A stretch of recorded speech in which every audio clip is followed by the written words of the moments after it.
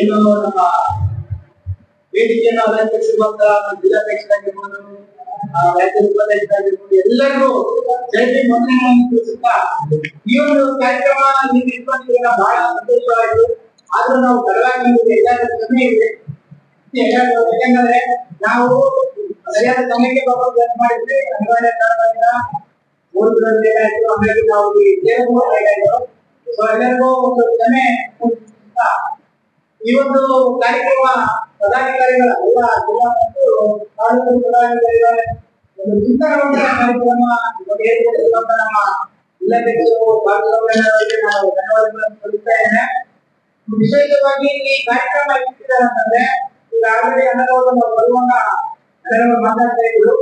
ಏನಂತಂದ್ರೆ ಒಂದು ಇರುತ್ತೆ, ಅದರಲ್ಲಿ ಕೆಲವೊಂದು ಬೊಂಬೆ ಗುಂಬೆಗಳು ಹೋಗ್ತಾ ಇರ್ತವೆ, ಮತ್ತೆ ಸಿಗ್ತಾ ಇರ್ತವೆ. ಸೊ ನಾವು ಗುರುವಾಗಿ ನಿಲ್ಲಬೇಕು. ಮುಂದಿನ ನಿರ್ಮಾಣದಲ್ಲಿ ಒಳ್ಳೆ ಒಳ್ಳೆ ಹಣ್ಣು ಒಳ್ಳೆ ನೇರಳೆ ಬರುತ್ತೆ ಅಂತ ಹೇಳಿ ಅನ್ನೋ ಒಂದು ಮಾತುಗಳಲ್ಲಿ ಒಂದು ನಾನು ಗ್ರಹಿಸಿಕೊಂಡೆ. ಸೊ ಅದೇ ರೀತಿಯಾಗಿ ನಾವೆಲ್ಲರೂ ನಾನು ಬಹಳ ಸಣ್ಣ ಒಂದು ವಯಸ್ಸನ್ನು, ಯಾಕಂದ್ರೆ ನಾನು 24 ವರ್ಷಗಳಿಂದ ನಾನು ಸಂಘಟನೆಯಲ್ಲಿ ಪಾಲ್ಗೊಂಡಿದ್ದೇನೆ. ಸಂಘಟನೆ ಮಾಡುವುದು ಈ ಒಂದು ಸಂಘಟನೆ ಸೇರ್ಪಡೆ ಅನ್ನೋ ಒಂದು ಉದ್ಯಮ ಅಂತ. ಯಾಕಂದ್ರೆ ಬೇರೆ ಬೇರೆ ನಾವು ಸಂಘಟನೆಗಳು ನಮ್ಮ ರಾಯಚೂರು ಜಿಲ್ಲೆಯಲ್ಲಿ ಸುಮಾರು ಸಂಘಟನೆಗಳು ಅಂಬೇಡ್ಕರ್ ಸೇನೆ, ಆ ಸೇನೆ, ಈ ಸೇನೆ ಎಲ್ಲ ಏನಾಗಿದೆ ಅಂದ್ರೆ ಎಲ್ಲ ಸಾರ್ಥಕವಾಗಿ ನಿಂತ್ಕೊಂಡಿದ್ದಾರೆ ಈ ದಿನಮಾನದಲ್ಲಿ. ಸೊ ನಾವು ಏನಂತಂದ್ರೆ ನಮ್ಮ ದಲಿತ ಸಮಾಜದಲ್ಲಿರುವಂತ ಏನು ಸಮಸ್ಯೆಗಳಿರ್ಬೋದು, ಏನೋ ಒಂದು ಕಷ್ಟಗಳಿರ್ಬೋದು, ಅವರ ಒಂದು ಜೊತೆಯಲ್ಲಿ ನಾವಿದ್ದೀವಿ. ನಮ್ಮ ಸಂಘಟನೆ ಇದೆ. ನಾವು ನಮ್ಮ ಯಾವುದೇ ಜಿಲ್ಲೆಯಲ್ಲಿ ಎಲ್ಲ ಮಟ್ಟದಲ್ಲಿ ನಮ್ಮ ಸಂಘಟನೆ ರಚನೆ ಆಗಿದೆ.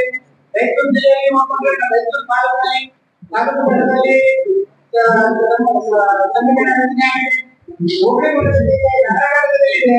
ಸೊ ಅಲ್ಲಿ ಕೂಡ ನಾವು ಬಹಳ ಒಂದು ಬದಲಾವಣೆ ಮಾಡಿದ್ದಾರೆ. ನಾನು ಜಿಲ್ಲಾಧ್ಯಕ್ಷರಲ್ಲಿ ಮಾತಾಡ್ತಾ ಹೇಳ್ತಾ ಇದ್ದೆ. ಯಾಕಂದ್ರೆ ನಾವು ಅನೇಕರು ತಿಳ್ಕೊಳ್ಳೆ ಮಾಡ್ತೇವೆ.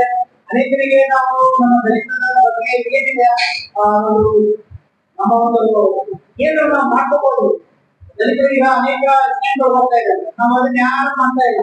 ಈಗಾಗಲೇ ನಮ್ಗೆಲ್ಲ ತಿಂಗಳಿಗೆ ಬಜೆಟ್ ಕೂಡ ನಮ್ಮ ಬಜೆಟ್ ಕೂಡ ಉಪಯೋಗ ಮಾಡ್ತಿದ್ದಾರೆ.